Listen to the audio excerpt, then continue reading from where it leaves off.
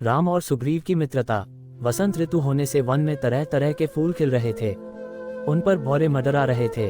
आम पर कोयल कूकती थी, वन में मोर नाचते थे और सरोवरों में कमल खिले थे। सीता के न रहने पर राम को वन की यह शोभा बड़ा दुख दे रही थी। अब वे ऋषिमुख पर्वत को ओर बढ़े। ऋषिमुख पर्वत पर से सुग्रीव ने देखा कि दो धनुर्धर वीर पर्वत की ओर चलते आ रहे हैं। उसको शंका हुई कि कहीं बाली ही ने तो उन्हें नहीं भेजा। बाली उसका बड़ा भाई था और उसे मार डालना चाहता है। बाली के भय से ही सुग्रीव इस पर्वत पर रहता था। मतंग ऋषि के शाप के कारण वह ऋषिमुख पर्वत पर नहीं आता था।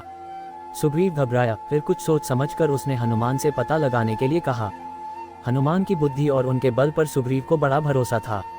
वेश बदलकर हनुमान राम लक्ष्मण के पास गए। उन्होंने शिष्टता के साथ प्रणाम किया और संस्कृत भाषा में बातचीत की। रामचंद्र जी से उन्होंने पूछा, आप इस वन में क्यों घूम रहे हैं? नरवेश में कोई देवता हैं या कहीं के राजकुमार हैं? अगर राजकुमार हैं तो मुनियों का सा भेष क्यों बना रखा है? मैं पवन का पुत्र हनुमान हूँ और पंपापुर के राजा बाली के छोटे भाई सुग्रीव का सेवक हूँ। सुग्रीव बड़े धर्मात्मा और बुद्धिमान हैं, उन्होंने मुझे यहाँ भेजा है। आपसे मिलकर उन्हें बड़ी प्रसन्नता होगी। राम ने हनुमान की बातें सुनकर समझ लिया कि वे बड़े अच्छे पंडित हैं। इनके मुंह से एक भी अशुद्ध या निरर्थक शब्द नहीं निकला। बोलते समय चेहरे पर कोई विकार नहीं दिखाई पड़ता। जिनके ये मंत्री हैं वे भी ऐसे ही होंगे। लक्ष्मण बोले, हे हनुमान, ये कौशल देश के राजा दशरथ के सबसे बड़े पुत्र राम हैं। मैं इनका छोटा भाई लक्ष्मण हूँ। पिता की आज्ञा से हम 14 वर्ष को वन में रहने के लिए निकले हैं। साथ में भाई राम की धर्मपत्नी राजा जनक की पुत्री सीता जी भी थीं। पंचवटी के आश्रम से कोई दुष्ट राक्षस उन्हें उठा ले गया है। उन्हीं को हम खोज रहे हैं। काबंध ने सुग्रीव की प्रशंसा की थी। उनकी सहायता मिल जाए तो काम बने। हनुमान ने समझ लिया कि राम और सुग्रीव दोनों की दशा समान है। दोनों को एक दूसरे की मदद चाहिए, इसलिए दोनों में मित्रता हो सकती है। ये सोचकर राम लक्ष्मण को उन्होंने अपने कंधों पर बैठाया और उछलते कूदते और छलांग भरते हुए ऋषिमृग पर्वत के शिखर पर जा पहुंचे। हनुमान ने सुग्रीव को राम का सारा हाल बताया और राम को सुग्रीव का। फिर आग को साक्षी करके दोनों की मित्रता कराई। राम ने कहा कि हम अग्निदेव के सामने प्रतिज्ञा करते हैं कि आज से तुम हमारे मित्र हुए। तुम्हारे सुख दुख को हम अपना सुख दुख मानेंगे। उपकार करना मित्र का लक्षण है और अपकार करना शत्रु का। सुग्रीव ने भी ऐसी ही शपथ ली। राम और सुग्रीव में बातें होने लगी। हनुमान ने चंदन की एक फूली हुई टहनी लक्ष्मण को दी। सुग्रीव ने सीता की खोज कराने का आश्वासन दिया और फिर सीता जी के गहनों की पोटली लाकर दिखाए। राम ने उन्हें तुरंत पहचान लिया। लक्ष्मण से भी उन्होंने पूछा। लक्ष्मण ने उत्तर दिया कि कानों के कुंडल और बाजूबंद के बारे में तो मैं कुछ नहीं कह सकता। नूपुरों को अवश्य पहचानता हूँ कि वे सीता माता के ही हैं। नित्य सवेरे चरण छूते समय उन्हें मैं देखता था। विभ हनुमंत उभय दिशि की सब कथा सुनाई।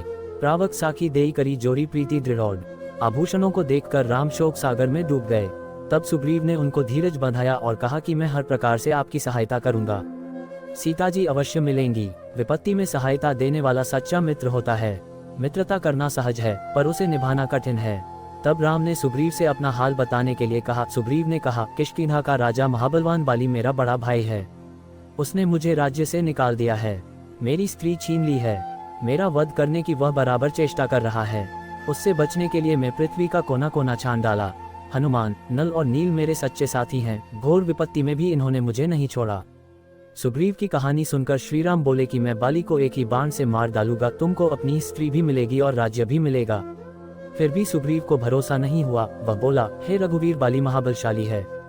पर्वतों को उखाड़कर वह गेंद की तरह फेंक देता है। बड़े बड़े वृक्षों को एक ही धक्के से गिरा देता है। महाभीषण दुंदुभी राक्षस को उसने बात ही बात में मार डाला था।